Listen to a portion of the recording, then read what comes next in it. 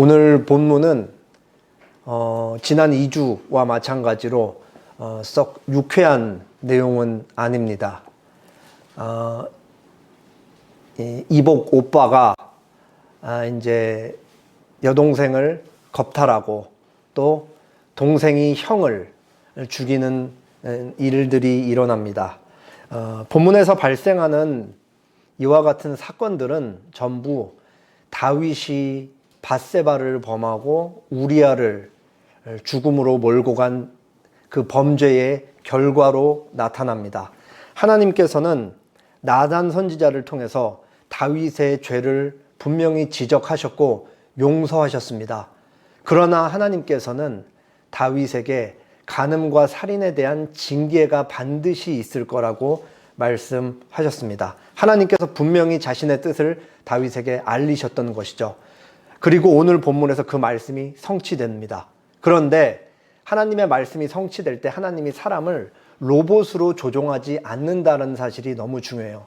본문에 등장하는 인물들은 어떤 사람은 자기의 연약함에 따라, 어떤 사람은 자기의 욕망에 따라, 어떤 사람은 자기의 복수심에 따라, 그리고 어떤 사람은 하나님의 뜻에 따라 그렇게 행동하면서 각자 자기가 하는 일을 그렇게 합니다.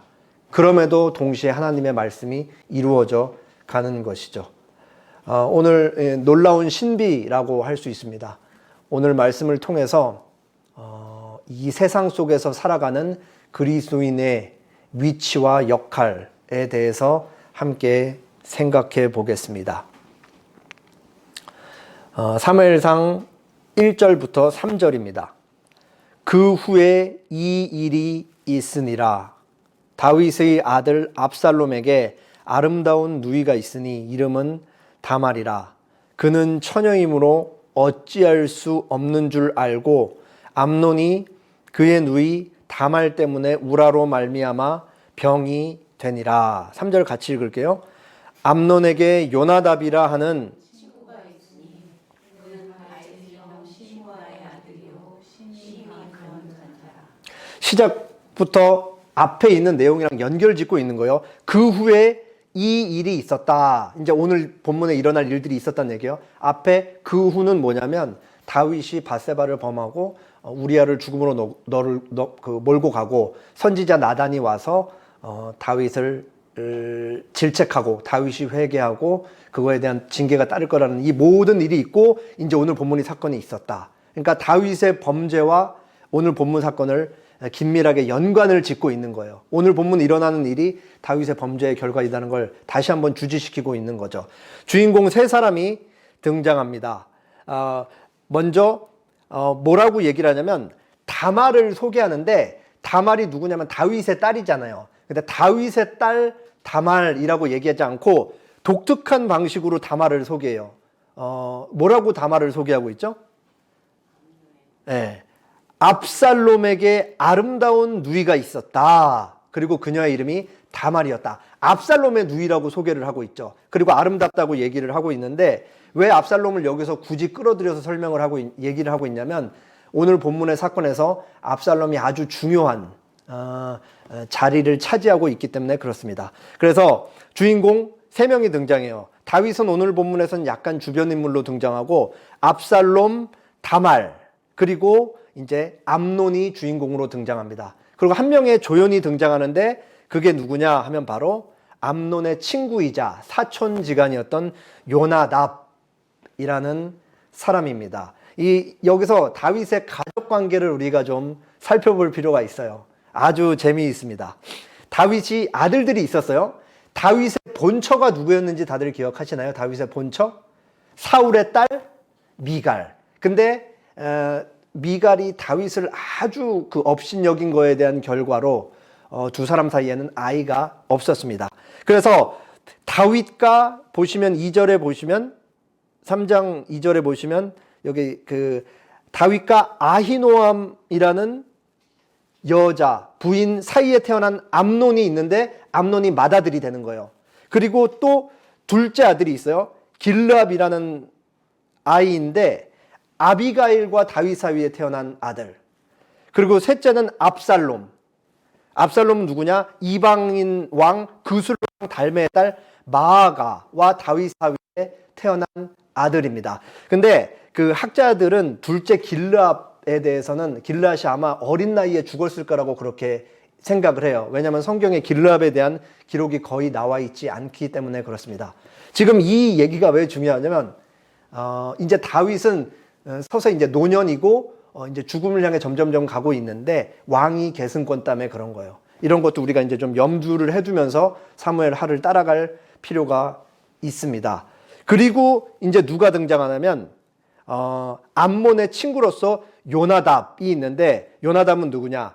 다윗의 셋째 형 시므아, 산마랑 동일인이요. 시므아의 아들이며 뭐라고 묘사하고 있냐? 심히 간교한 자라, 그렇게 얘기를 하고 있습니다.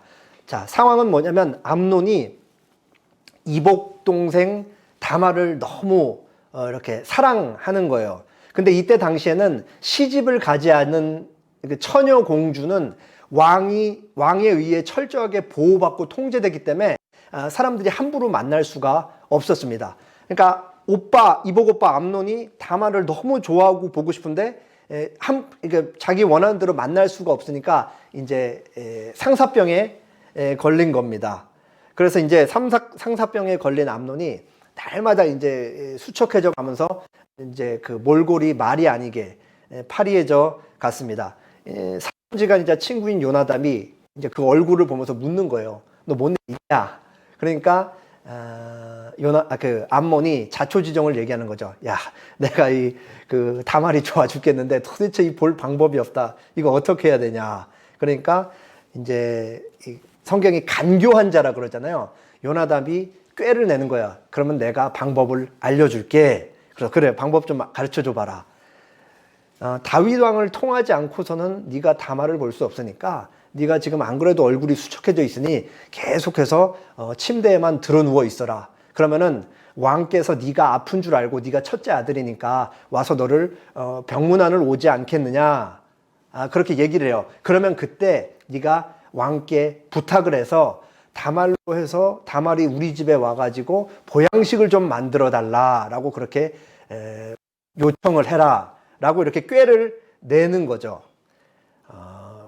암논에게 꾀를 내는 요나답을 보면서 유진 피터슨 목사님이 이런 설명을 했습니다. 자기 힘으로 다말에게 접근할 수 있을 만큼 똑똑하지 못한 암논에게는 공범이 필요했다. 세상에는 요나답처럼 자신의 기질을 발휘하여 다른 사람들의 악한 짓을 돕고 싶어 미칠 지경인 사람들이 득실거린다. 불법적인 권력을 얻으려는 사람들과 사악한 쾌락에 빠지려는 사람들을 돕기 위해 매일 동원되는 지성과 상상력은 가히 놀랄 만하다. 이게 아주 흥미로운 게 오늘 본문에 다말 빼고는 다 악한 사람만 나오잖아요. 근데 학자들마다 좀 더 이렇게 싫어하는 인물들이 있는 것 같아요.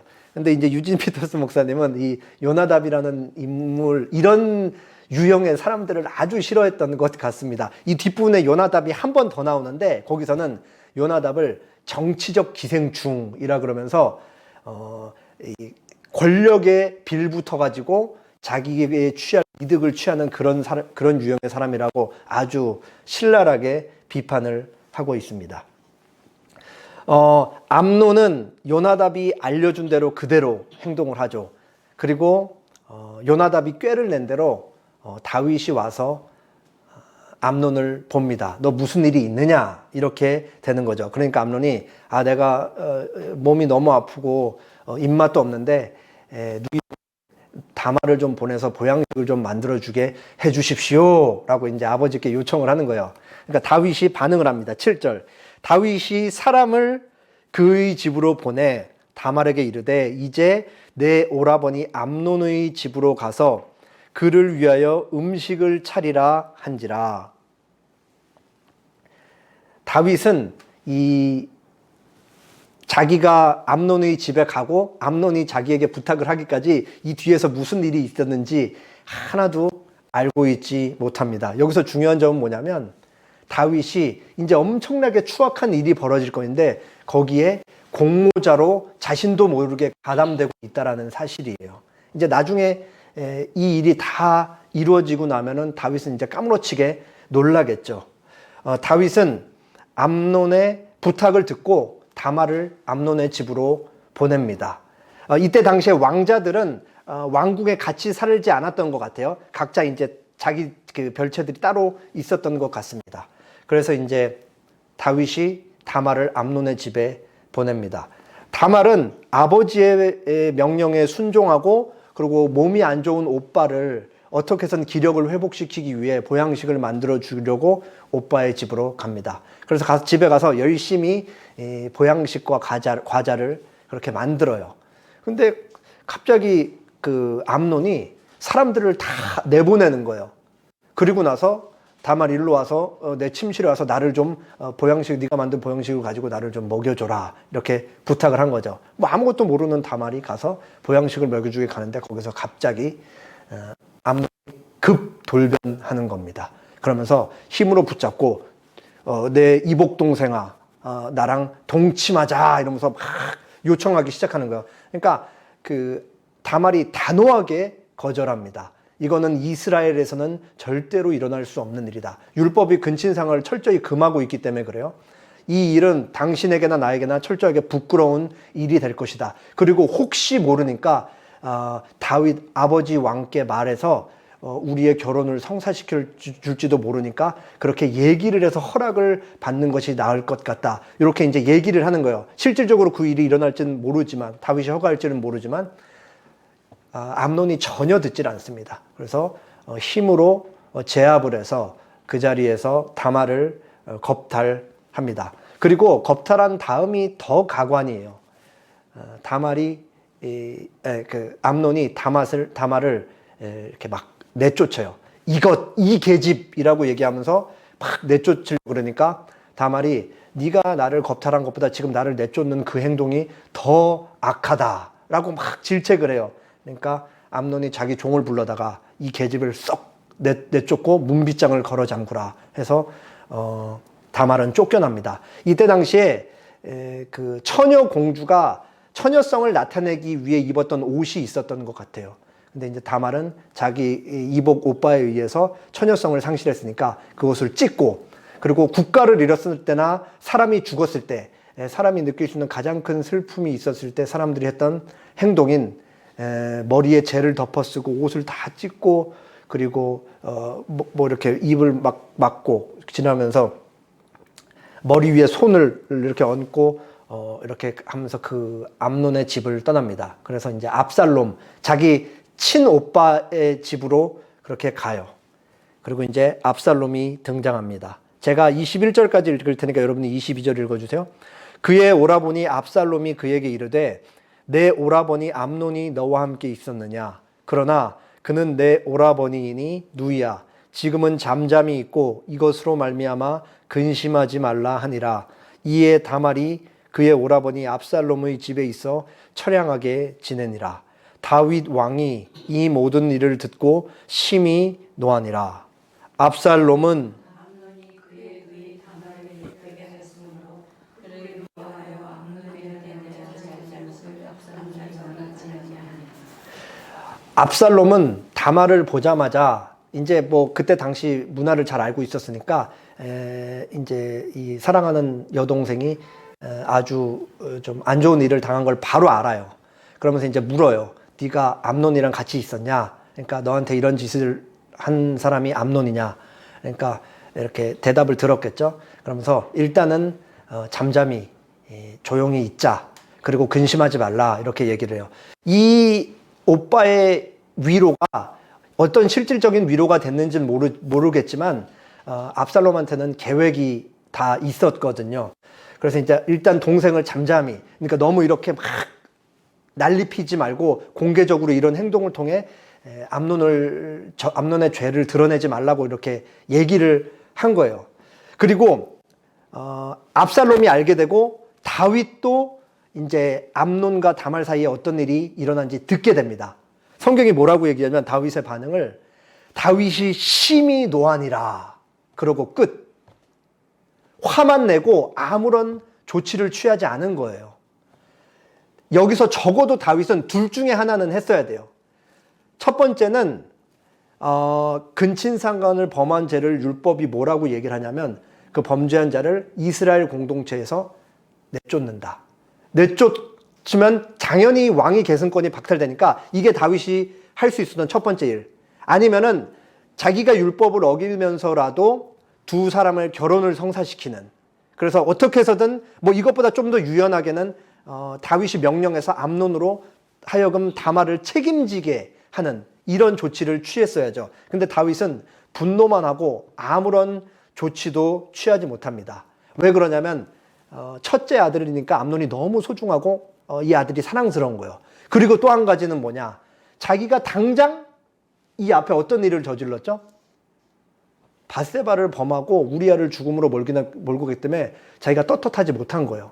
정의를 실현할 수가 없는 거죠. 이 죄를 보면서 자기를 그 아들 암논의 범죄를 보면서 자기가 바세바에 했던 그 행동을 동일하게 보는 거예요. 떳떳하지 못하니까 함부로 이 아들을 처벌을 하지 못하는 것입니다.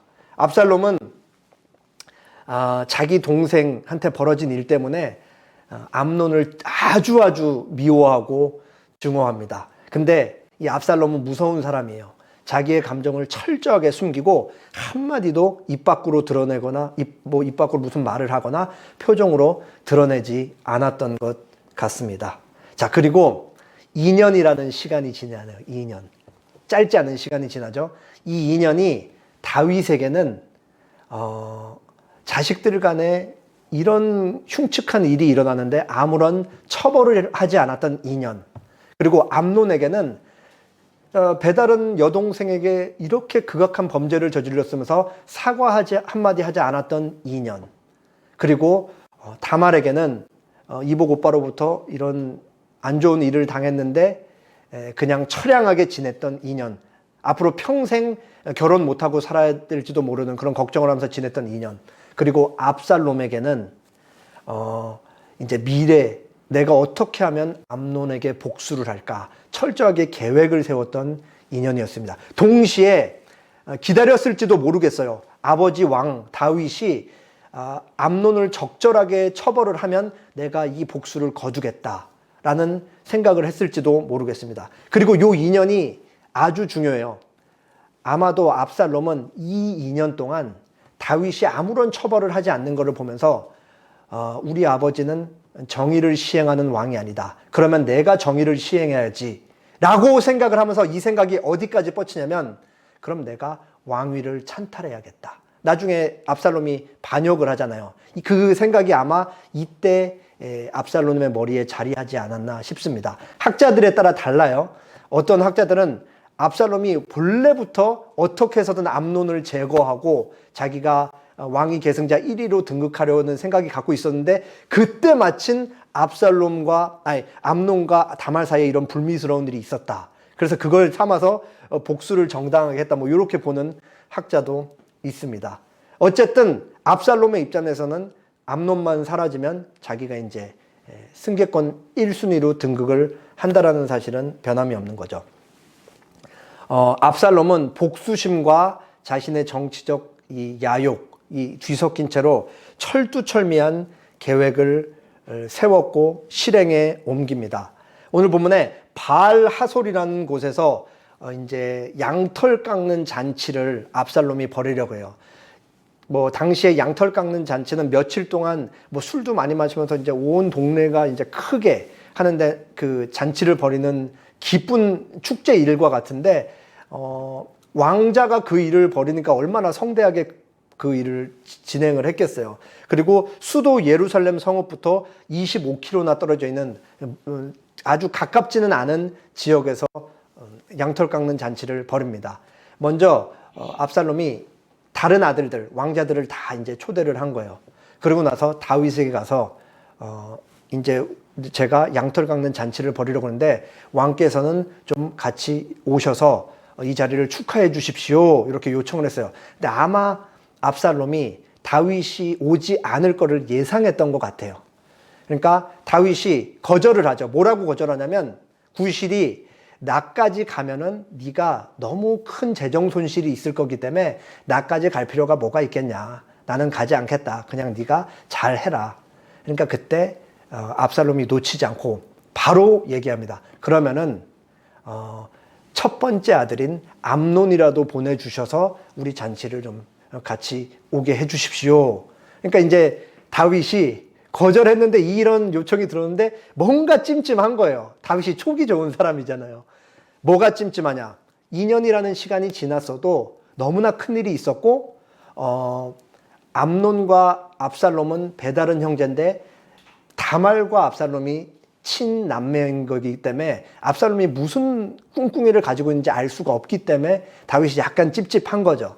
그래서 아니 뭐 암논까지 갈 필요가 뭐가 있느냐 이렇게 얘기를 하는데 압살롬이 계속해서 좀 보내달라고 얘기를 하니까 다른 왕자들도 있고 저기 대동하는 사람들이 많으니까 설마 무슨 일이 있겠냐 싶어서 그래 알았다. 그러면은 나는 안 가는 대신에 내가 암논을 보내마 이렇게 된 거죠. 여기서도 중요한 사실이 뭐냐?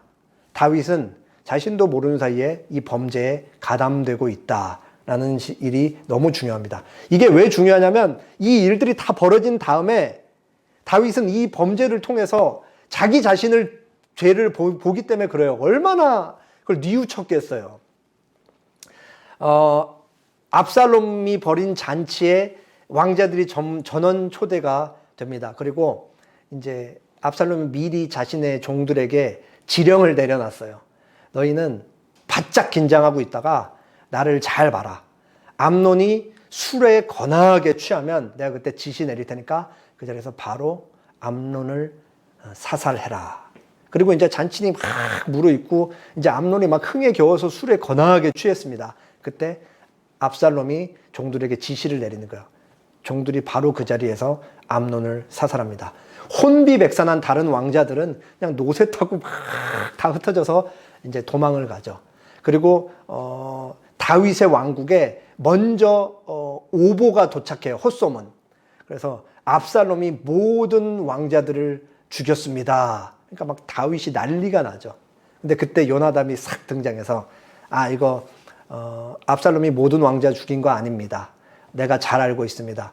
압살롬이 암논이 벌인 짓거리 그 일이 일어났을 때부터 암논을 죽이려고 계획했습니다.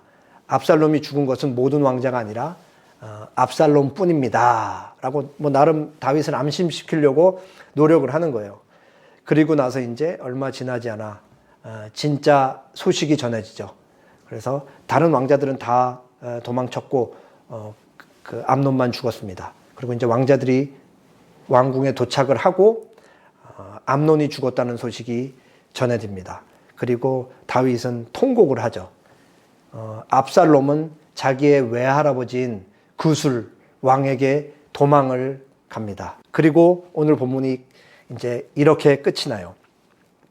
38절, 39절. 제가 38절 읽을 테니까 여러분이 39절을 읽어주시기 바랍니다. 압살롬이 도망하여 구술로 가서 거기에 산지 3년이라.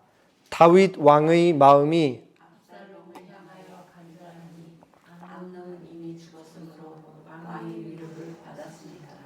압살롬이 암논을 죽이고 구술로 도망간 지 3년이 지납니다. 이제 3년이라는 시간이 지나니까 다윗이 암논이 죽은 일 때문에 이제 마음이 많이 그래도 이제 조금씩 괜찮아졌던 것 같아요. 첫째 아들이 죽었으니까 이제 남은 게 누구예요? 이제 왕이 계속 이제 1순위가 압살롬이 됐으니까 이제 압살롬을 막 조금씩 그리워하기 시작을 하는 거죠. 그러면서 마음씨 조금씩 누그러져서 압살롬이 돌아왔으면 좋겠다라는 생각을 가지면서 오늘 본문이 끝났다라고 그렇게 얘기를 합니다. 오늘 본문에서 우리에게 얘기하는 사실 중에 이 두 가지가 아주 우리를 불편하게 만듭니다. 첫 번째는 다윗이 지었던 범죄가 자기 아들들에게서 그대로 나타났다라는 것이에요. 여기 보시면은 다윗이 밧세바를 범하고 아름다운 여인 밧세바를 보고 밧세바를 범하고 살인의 우리아를 죽이는 데까지 나타났던 다윗의 범죄, 일련의 범죄 과정이 그 아들들에게로 그대로 나타나죠. 암논이 아름다운 여자, 자기 이복동생 다말을 보았고 암논이 다말을 범하고 그리고 압살롬이 암논을 죽이는 데까지 다윗이 저질렀던 범죄가 그 아들들에게 그대로 나타난다라는 사실입니다. 적지 않은 학자들이 이 다윗이 저지른 범죄가 아들들에게 나타났다는 것을 어떤 단어로 표현하는 줄 아세요? 모방이라고 그렇게 얘기합니다. 다윗이 지은 죄를 아들들이 그대로 똑같이 따라했다. 자식들이 아버지를 닮았다. 그리고 다윗이 지은 죄가 아들들에게 직접적인 영향을 미쳤다. 세속사회에서, 세상에서는 이런 걸 뭐라고 얘기하는 줄 아시죠? 대물림, 유전, 이런 식으로 얘기를 하는 거예요. 그러니까 부모가 지은 죄악이 자식들에게 아무런 영향을 미치지 않는 게 아니고 자식들에 의해 그게 모방 범죄가 그대로 일어난다 라는 것을 성경이 얘기하고 있는 것입니다. 그러니까 나중에 다윗이, 제가 아까 계속 강조했잖아요. 자신도 모르는 사이에 암놈에 의해 범죄에 가담하고 압살롬에 의해 범죄에 가담하는 걸 나중에 다윗이 깨닫게 됐을 때 얼마나 가슴을 치면서 내가 우리아를 범하고, 그리고 밧세바를 범하고 우리아를 죽음으로 내몬 것, 그리고 나단이 하나님의 말씀을 나에게 전하여서 나에게 징계를 내리고 그게 성취된다는 것이 이토록 하나님이 죄를 미워하시고 그 끔찍한 죄에 대한 결과가 나의 삶에, 그리고 내 자식들의 삶에 이렇게 일어나는구나. 아마 이 죄책감은 평생 지우지 못했을 것 같아요. 그러니까 이게 하나님이 나를 용서해 준 것과는 전혀 다른 인간으로서 갖는 죄책감인 거죠. 하나님이 나를 용서해 줬기 때문에 나는 괜찮다가 아니고 내 자식들이 나를 똑같이 닮아서 그 일을 행하는 걸 보고 자신의 죄에 철저하게 뉘우치는 것입니다. 여기서 우리는 죄의 파급력, 그리고 죄가 얼마나 강력한 힘을 가졌는지, 그리고 내가 짓는 죄가 단순히 자식들뿐만 아니라 누군가는, 우리는 끊임없이 다른 인간들을 통해 뭔가를 배우고 학습하고 답습하니까 내가 짓는 죄가 다른 사람에게 전염이 되고 퍼진다. 이 죄가 얼마나 무서운지를 생각해 볼 수 있는 대목입니다. 그리고 두 번째는 뭐냐면 왜곡된 사랑이에요. 왜곡된 사랑. 다윗의 왜곡된 사랑. 다윗의 위치는 너무 중요하죠. 이스라엘 왕이고 사울과는 다른, 하나님께서 다윗을 통해 공의를, 정의를 이스라엘 백성들에게 시행하시려는, 그렇게 세워진 왕이 다윗입니다. 이때 당시에 다윗은 통치자일 뿐만 아니라 재판장, 판사이기도 했어요. 그러니까 백성에게 일어났던 어떤 소송 문제가 있으면 다윗이 와서 이거를 처리를 해줍니다. 그때 다윗에게 제일 중요하게 여겨지는 잣대가 뭐예요? 기준이? 하나님의 정의, 율법인 거예요. 근데 당장 자기 먼저 율법을 어기고 큰 죄를 범했으니까 누구를 정의로 그렇게 처벌할 수 있겠습니까? 그러니까 당장 자기 아들 암논을 처벌하지 못하는 거죠. 거기다 이제 암논을 너무 사랑하니까 이 아버지로서의 이 왜곡된 사랑, 우리가 일반적으로 이해할 때는 이게 너무 당연한 사랑이잖아요. 내 자식은 뭐 군대 빼서 좋은 데로 보내주고, 다 그럴 수 있지, 내 자식이면은 거기서 자유할 수 있는 사람이 누가 있겠어 라들 다들 얘기하는데, 근데 그게 결국은 왜곡된 사랑이라고 성경이 얘기하고 있습니다. 다윗은 자기 아들에게 아무런 처벌을 내리지 않았죠. 분노만 할 뿐. 유진 피터슨의 목사님을 다시 한번 소개합니다. 이 다윗의 왜곡된 아들 사랑에 대해서 이렇게 부드럽지만 아주 아프게 꼬집고 있습니다. 다윗은 분노했지만 아무 일도 하지 않았다. 그는 아무런 조치도 취하지 않았는데 이것은 결국 하나님의 정의를 추구하는 데 실패한 것이다. 이는 다윗이 암논을 사랑했기 때문이다. 지금 우리는 다윗이 암논을 사랑했다는 말을 듣는다. 이것은 도대체 어떤 종류의 사랑인가? 다윗의 사랑은 불의, 암논의 죄를 가린다. 사랑이라는 단어를 읽거나 들을 때마다 우리는 현재 어떤 일이 진행되고 있는지 정신을 바짝 차리는 것이 좋다. 사랑은 가장 영광스러운 단어이자 사람들이 할 수 있는 최선을 표현한다. 그러나 그것은 폭력을 은폐하고 방종을 변명하는 데도 자주 이용된다. 아주 날카롭죠. 이 이야기가 보여주는 것처럼 우리가 사용하는 말 중에 사랑이라는 단어보다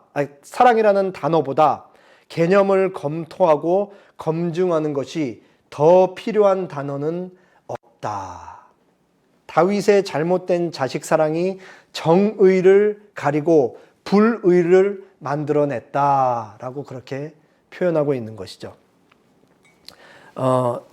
올해였나 작년이었나 개봉은 작년 10월 달에 한 영화입니다. 아주 의미심장하고 우리 한국 사회에서 이 부모의 역할에 대해서 아주 매섭지만 또 복잡하고 이렇게 다층적으로 묘사하고 있는 좋은 영화입니다. 네 사람이 등장해요. 먼저 재환이라는 캐릭터가 등장합니다. 설경구 씨가 연기한 캐릭터죠. 재환은 변호사예요. 돈이면 뭐든 다 하는 소위 그 속물 변호사. 그래서 좋은 집에 살고 차도 벤틀리를 탑니다. 그러니까 그 자체가 이 사람이 얼마나 변호사로 성공했지만 동시에 돈이 되는 거는 다이기 때문에 이렇게 사회적으로 부를 누리고 있는지를 잘 묘사하고 있죠. 그리고 재환의 동생 재규가 있어요. 재규는 의사입니다.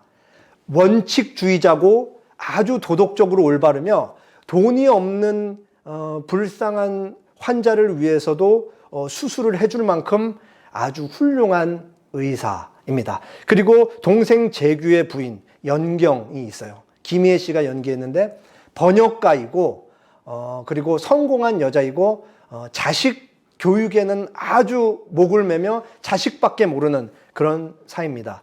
두 사람이 부부이고 위에 그 재환과 지수 두 사람이 부부입니다. 그리고 재환과 지수 사이에는 아마 고3이었던 것 같아요. 고3. 재환과 사별한 전처 사이에서 태어났던 고3 딸이 있습니다. 그리고 지수는 이제 새 엄마예요. 되게 젊은 아내죠. 그리고 아래 재규와 연경 사이에는 또 고등학교 아들이 있어요. 그리고 이제 요 두 그 부부의 자식들끼리 사촌지간인데 아주 친해요. 어느 날 이 두 아이가 이제 부모님이 어디 간 사이에 둘이 밖에서 놀다가 한강변이었나 어딘가에 있는 노숙자를 심하게 구타를 해서 식물인간 상태로 그렇게 만듭니다. 그리고 이게 CCTV 영상이 어떻게 인터넷에 노출이 돼요. 그거를 연경이 보는 거예요. 딱 봤는데 자기 아들이 오늘 들어와서 빨래했는데 막 흙이 묻어 있기도 했고 영상을 보는데 아무리 봐도 멀리서 찍었지만 자기 아들인 걸 너무나 알겠는 거예요. 근데 연경이 모른 척하고 내 아들 아니겠지 하고 이걸 덮고 그냥 지나가요. 영화 속에서 시간이 흐르는데 결국은 이 네 사람이 다 알게 되는 거예요. 그러면서 연경은 재규가 묻죠. 이거 알았냐? 연경이 나 이거 우리 아들 아니다. 난 몰랐다. 뭐 이런 식으로 되는 거예요. 그러면서 이 두 부부가 만나서 이 애들 일을 도대체 우리가 어떻게 처리해야 되냐 하면서 합의를 보기를 덮자 이렇게 된 거예요. 그리고 그 와중에 노숙자가 식물인간 상태였는데 사망을 해요. 그러니까 이 사람들만 덮으면은 이제 아이들의 범죄는 완전히 드러나지 않게 된 거예요. 여기서 사건을 그나마 가장 객관적으로 볼 수 있는 사람이 누구겠어요? 지수잖아요. 지수. 자기 친한 자식들이 없으니까. 그러면서 지수가 재환한테 계속 얘기를 하는 거죠. 죄만 그냥 덮고 지나가면 다 괜찮냐. 아이들이 사람을 죽인 거는 여전히 남아있는데 이렇게 우리가 그냥 지나치는 거는 옳지 않은 것 같다 하면서 그 지수가 그 남편의 양심을 계속 자극을 해요. 그러니까 거기서 이제 남편이 아무리 생각해도 이건 아닌 것 같다라는 생각이 들어서 결심을 하죠. 어떤 결심을 하냐면 딸을 데리고 경찰서에 가서 자수를 해야겠다라는 결심을 해요. 그리고 이제 영화가 이제 막바지에 이르러서 네 사람이 마지막 식사를 하는 자리에 그렇게 모입니다. 그래서 이제 여기서 재환이 얘기를 하는 거예요. 나 도저히 안 되겠다. 나 내 딸 데리고 가서 내일 경찰서에서 자수할 거다. 그러니까 동생 부부가 난리가 난 거죠. 겨우 합의해서 덮기로 했으면서 지금까지는 한평생 양심 팔아먹고 살아면서 이제야 무슨 뭐 양심이 뭐 정의에 반응을 하냐 막 손가락질도 하고 회유도 하고 설득을 하려고도 하고 하는데 형 재환이 듣질 않습니다. 난 내일 갈 거다. 그러니까 동생 부부가 막 성을 내면서 나가요. 그리고 이제 동생 부부는 먼저 갔고 이제 마지막 이제 그 형 부부가 식당 밖으로 나옵니다. 근데 이제 그 부인이 나 뭐 놓고 왔네 하면서 들어가고 형은 혼자 이제 식당 밖 앞에 있는데 마지막 엔딩이 기가 막혀요. 동생이 차로 쳐서 형을 죽입니다. 그리고 영화가 띠 끝나요. 영화 제목이 기가 막혀요. 보통의 가족. 모든 평범한 가정들에게 일어날 수 있는 일이라는 것을 시사하고 있고, 모든 평범한 가족들이 결정할 수 있는 일이라고 그렇게 얘기하고 있는 거예요. 왜? 내 자식이니까. 그래서 영화는 이렇게 얘기하고 있는 것 같아요. 영화의 엔딩이 영화가 뭘 얘기하고 있는지를 잘 말하고 있는 것 같아요. 내 자식 문제 앞에서는 결국은 마지막에 형을 죽여서로까지도 내 자식의 그 범죄, 내 자식 이력에 빨간 줄 그을 수 없다. 얘 인생 망한다. 이거 도저히 안 되는 거잖아요. 그래서 결국은 이렇게 변하지 않지 않겠냐. 지금까지 우리 사회가 이렇게 되어오지 않았냐라고 영화가 얘기하고 있는 것 같아서 저는 그렇게 이해를 해서 아주 씁쓸했습니다. 이 전형적으로 왜곡된 사랑이에요. 왜곡된 사랑. 왜 왜곡된 사랑이냐면 여기서 이 동생 부부가 결정한 마지막 결정이 너무 근시안적이기 때문에 그래요. 결국은 그 당장만 모면하는 내 잘못된 자식 사랑이 결국은 내 자식들이 살아가는 이 사회의 분위기와 풍토와 통념을 형성하기 때문에 그런 것이죠. 그러면 그 자식들은 또 이 불의가 득세하는 세상 속에서 그 한 명의 구성원으로 살아가야 되고, 또 비슷한 일이 있으면 돈 있는 사람은 무죄로 풀려나는 거고 사건을 덮을 수 있는 거고, 이런 악순환이 계속해서 반복될 것이기 때문에 그런 것입니다. 성경이 오늘 우리가 본 본문이 이미 그 사실을 얘기를 하고 있어요. 다윗이 압살롬을 전혀 처벌하지 않으니까, 암논을 처벌하지 않으니까 압살롬이 자기가 정의의 심판자가 되어서 내가 아버지가 못한 일을 대신 내가 하겠다. 그래서 자기 형을 죽이는 데까지 가게 되는 것입니다. 결국은 다윗이 아무것도 안 한 게 압살롬을 그렇게 만들었다고까지 우리는 얘기할 수가 있는 거예요. 그러면은 우리는 어떻게 살아야 하는가? 여기서 제가 말씀드리는 대안, 그리고 성경이 말하는 대안이라고 생각하는 건 우리가 바로 그 대안이다. 우리가 보냄받는 그 자리에서 우리가 사는 삶의 정황과 한국 사회는 끊임없이 불의가 악순환돼서 반복되어 나타나지만, 우리가 그 자리에서 하나님의 말씀을 지키면서 살아가면서 그 고리를 끊고 조금이라도 우리의 선이 모방되어 나타날 수 있게 하나님께서 우리를 그 자리에 주셨다. 그게 바로 하나님 나라를 살아가는 그리스도인의 역할이라고 우리가 생각할 수가 있는 것입니다. 에베소서 5장 말씀이에요. 2절, 그리스도께서 너희를 사랑하신 것 같이 너희도 사랑 가운데서 행하라. 그는 우리를 위하여 자신을 버리사 향기로운 제물과 희생 제물로 하나님께 드리셨느니라. 음행과 온갖 더러운 것과 탐욕은 너희 중에서 그 이름조차도 부르지 말라. 이는 성도에게 마땅한 바니라. 사랑 가운데 행한다. 오늘 우리가 보통의 가족이라는 영화에서 본 것, 자식을 덮는 것도 결국은 다른 사람들을 사랑하지 못하고 내 자식만 사랑하고 결국은 내 자신만 사랑하기 때문에 자행되는 일들인 거죠. 그러니까 사랑에 실패를 한 거예요. 여기서 너희가 사랑 가운데 행하라는 말이 너무 중요한 거죠. 이런 거 사랑 가운데 행한다는 게 추상적인 게 아니고, 내가 누군가 끊임없이 사회적인 관계를 맺고 있다라고 했을 때 사랑이라는 이 단어가 얼마나 구체성을 갖는지 우리가 매일 생각을 하면서 살아야 되는 거예요. 내가 저 사람한테 말 한마디 하고 표정 짓는 것도 중요하지만 나의 행동 하나가 어떤 집단에서, 회사에서, 교회에서, 그리고 어떤 공동체에서 어떤 영향을 미칠지까지 생각을 하면서 살아가는 게 바로 사랑이라는 단어에 담겨있는 너무 많은 함의인 것입니다. 5절, 너희도 정녕 이것을 알거니와 음행하는 자나 더러운 자나 탐하는 자, 곧 우상숭배자는 다 그리스도와 하나님의 나라에서 기업을 얻지 못할 것이다. 무서운 얘기죠. 8절, 너희가 전에는 어둠이더니 이제는 주 안에서 빛이라. 빛의 자녀들처럼 행하라. 빛의 열매는 모든 착함과 의로움과 진실함에 있다. 착함과 의로움과 진실함이 전부 다 봤잖아요. 다윗에게 거짓이 드러났고 불의가 드러났고 부정직이 드러났고 그 반대가 다윗이 했어야 될 착함과 의로움과 진실함인 거예요. 그리고 그것이 하나님의 자녀로서의 역할인 것이고 다윗이 거기서 실패한 것이죠. 그리고 중요하게도 여기서 바울이 예수 그리스도가 자신을 버리셔서 우리에게 향기로운 제물과 희생 제물로 하나님께 바쳐졌다라는 얘기를 성도의 착한 행실, 거룩한 행실, 빛의 자녀들과 엮고 있는 게 너무나 중요하죠. 뭘 얘기를 하냐면 우리 그리스도인이라 불리는 우리의 신분이, 우리의 운명이 예수님과 같이 엮여 있다라는 거예요. 예수님의 죽음과 함께 우리가 같이 죽었고 우리의 죄를 십자가에 못 박았고 예수님의 부활과 함께 우리가 동시에 부활했다. 그렇기 때문에 우리는 나중에 부활하게 될 것이다. 그리고 예수님이 반드시 우리를 데리고 올 것인데 그때 우리는 부활한 몸을 입게 되고 영원한 하나님 나라에서 삼위 하나님을 찬양하고 예배하면서 살게 될 것이다. 우리의 운명은 이미 그 어떤 것으로도 끊을 수 없는 강력한 끈으로 예수님과 결속돼 있다.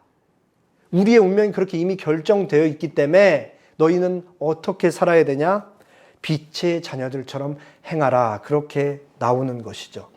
그래서 우리에게 주어진 오늘을 우리는 예수님과 함께 살아갈 수가 있는 거예요. 우리의 미래가 우리 자신에게 달리지 않고 예수님에게 달려있기 때문에. 그러니까 이 부패하고 더러운 세상 속에서 다르게 정의를 완벽하진 못하지만 그래도 조금이나마 시행하게 하나님의 법인 성경 말씀을 늘 우리 가슴에 새기고 그것이 우리의 삶의 체계로 내 손과 발에 작동하도록 그렇게 살아가는 게 바로 그리스도인의 위치와 책임이라고 성경이 얘기하고 있습니다. 함께 기도하겠습니다.